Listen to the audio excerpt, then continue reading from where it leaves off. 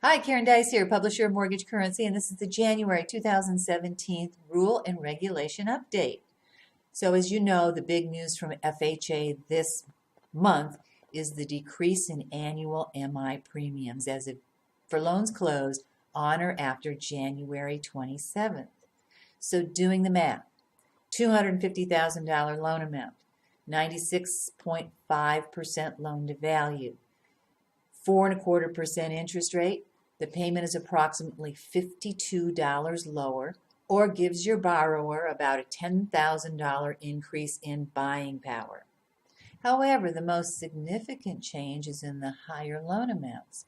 Using a $626,000 loan amount, 4.25% interest rate, 96.5 loan to value, the payment is approximately $234 a month.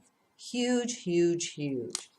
So you're going to find updated comparison charts using the new MI premium. So if you have the old charts, throw them away, use these new ones and download them.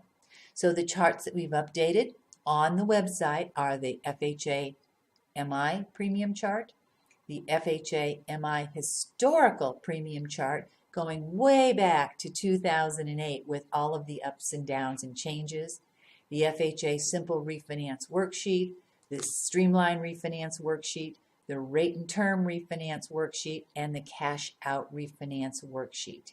So, as I mentioned, throw them away, download these new ones with the new annual MI.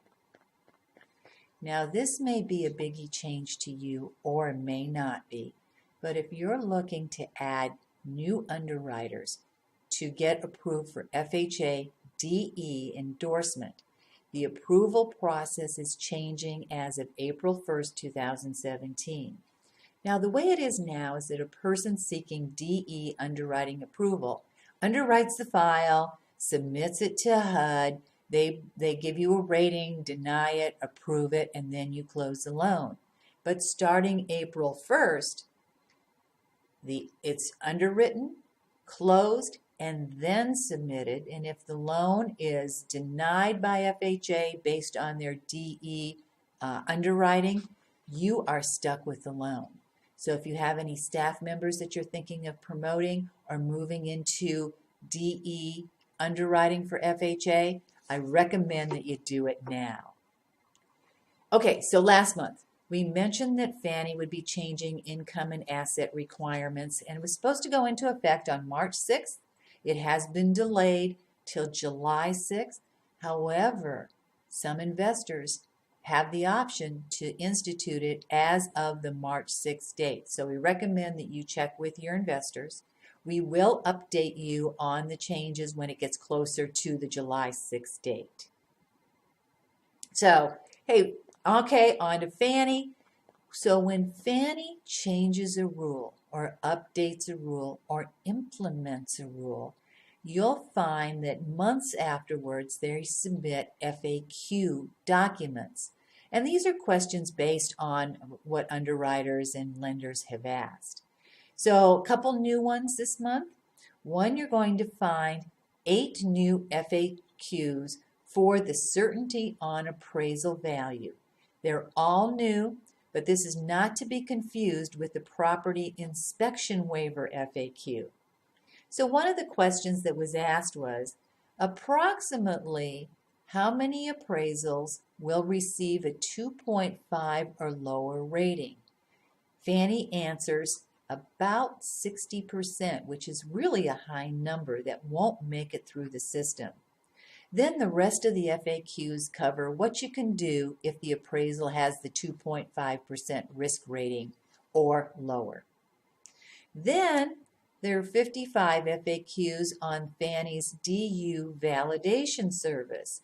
Now this is the service where you can use to verify income and assets automatically within 1 day. However, there have been 15 new questions added to the original ones that came out last month. Some of those questions are, what is the percentage of income that the service can validate? They claim about 80%. Are there tolerances applied to the income amounts? Yes, it's 1%. Can the service validate any other income, any other sources of income? No. Is a verbal VOE still required because you've used the validation service? Yes. And can the validation service verify large deposits? Yes, but the source of the large deposit still must be verified by underwriting. And then finally, I know it's a year from now, but the CFPB, provided they're still around, is doubling down on the HMDA reporting and has created a chart and checklist for you to determine if your company is subject to the reporting. Now, don't be fooled into thinking that just because the CFPB says it's for financial institutions, that it doesn't apply to you. Read the chart. It tells you what types of mortgage transactions you have to report, which ones are exempt, what financial institutions are supposed to report, ones that don't have to. And this article for compliance and company owners only, but these changes are huge. And just like when the CD came into effect, this is going to take a while to implement as well. So thanks for viewing this video, and remember that getting a loan approved and closed these days is rocket science.